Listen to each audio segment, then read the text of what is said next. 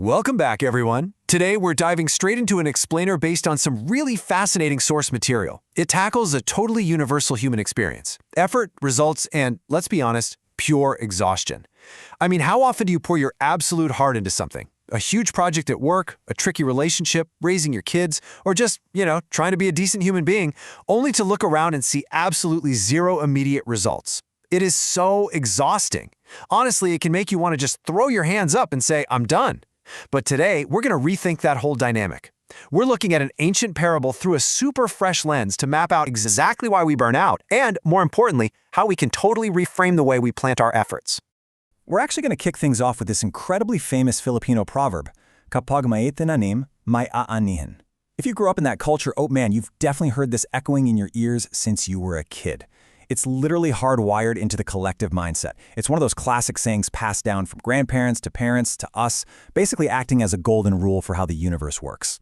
And for those wondering, here's the direct translation. If you plant something, you will eventually reap a harvest. So right off the bat, while this is just a super simple, undeniably true fact about farming, it acts as this profound baseline for life itself. The core message? Every single act of kindness, every sacrifice, every prayer, every little lesson you patiently teach a child, all those good deeds planted in another person's heart will eventually bear fruit. Now, normally we use this saying to remind ourselves to focus on the end goal, right? The harvest. But the material we're analyzing today, it actually asks us to flip that script entirely. Which brings us to part 1, the paradox of the careless farmer. To actually shift our perspective away from obsessing over the harvest, we've got to focus on the one who keeps doing the planting. And this brilliantly illustrates the core tension we're looking at today. Look at the left side, the human farmer. If you or I were out there farming, we'd be incredibly calculating about it, right? We're naturally risk-averse. Any experienced farmer meticulously prepares the land and only puts seeds exactly where a harvest is a sure thing. We protect our investments. But then look at the right side, the divine sower from the famous gospel parable. By our human standards, this sower is recklessly careless. I mean, he scatters seed literally everywhere. He sows on receptive hearts, resistant hearts, saints, sinners, people who love him, people who completely ignore him. He never ever holds back his word based on how good the soil looks. The Lord isn't sweating over efficiency. He operates out of this radical, mind-blowing generosity, making absolutely sure that everyone gets a seed. So naturally, that leads us to a pretty logical question. Why waste the seed on bad soil? It totally defies human logic. If you're chucking valuable seed onto a rock-hard path, or into a pile of rocks with no dirt, or straight into some thorny weeds, any human farmer is going to call that a massive waste of resources. So why would God, the ultimate sower, operate with such an extraordinary, almost illogical level of generosity? Well, the answer actually comes from the ancient wisdom of Isaiah, quoted right here. God says, His word shall not return to me empty. The text explains this using a really great analogy about rain. Think about it. Rain falls from the sky without judging where it lands, right? It waters farmlands, forests, rocky mountains, deep valleys, all of it. In the exact same way, God's word goes out with a guaranteed purpose. It inherently possesses the raw power to give life. It's never actually wasted, because the seed itself holds the power, regardless of where it happens to land. And because God's word never returns empty, He just keeps repeating these 4 actions over and over. Step 1, keep planting. Step 2, keep speaking. Step 3, keep loving. Step 4, keep waiting. Honestly, this highlights such a massive contrast between us and God. We lose hope so incredibly fast, don't we? We look in the mirror and think, I'm never going to change. Or we look at our families and think, well, they're just too far gone. We look at society and say, everything's going downhill fast, and so we stop planting. But God, He absolutely refuses to give up. He never loses hope in us, and that is exactly why He scatters His grace so generously everywhere. Moving on to part 2, reframing the soil. If God is constantly tossing these seeds of grace our way, we really need to rethink how we view the soil they're landing on. Usually when people hear this parable of the sower, they immediately put the different soils into boxes, like they're totally different groups of people. It's so easy to think, oh, those bad people over there, they're the thorny ground. And me? Oh, I'm the rich soil, obviously. But the source text totally pushes back on that. Look at how it frames this, the changing heart.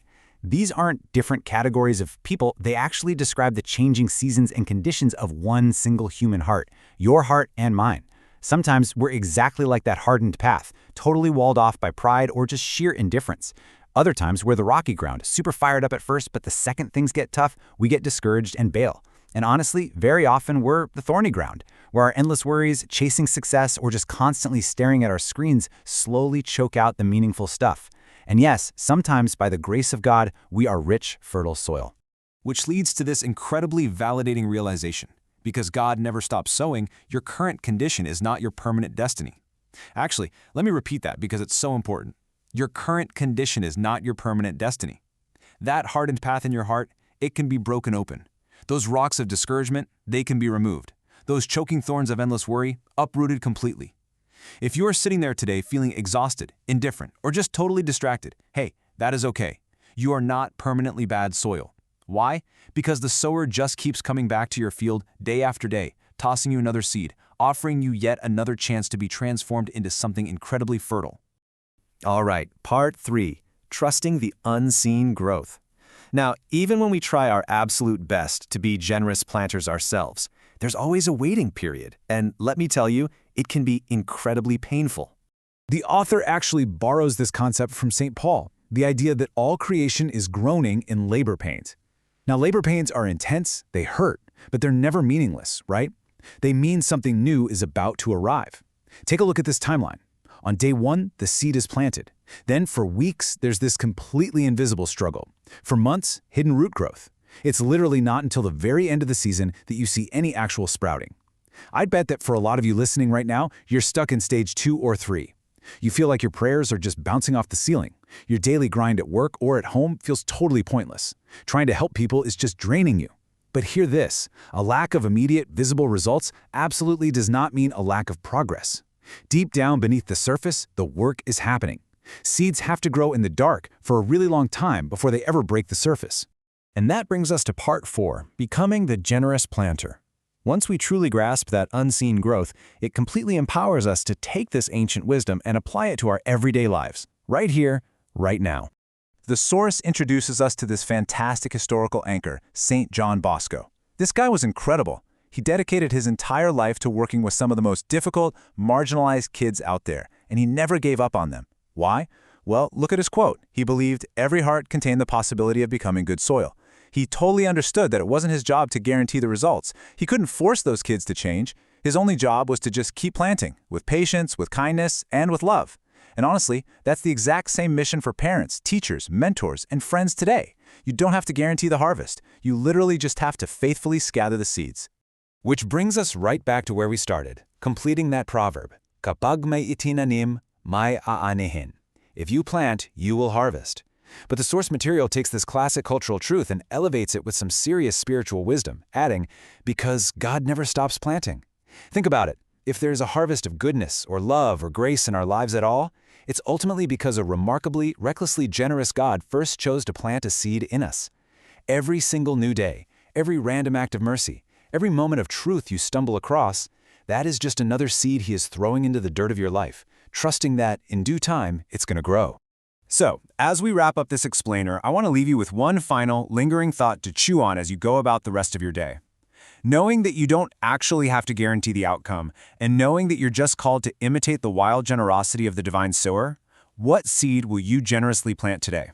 Is it going to be a seed of patience with that one really difficult coworker? A seed of encouragement for a kid who's struggling? Maybe a seed of forgiveness where you've been holding on to resentment? Just for a moment, stop worrying about the harvest. Just grab a handful of seeds, step out into the field, and start throwing.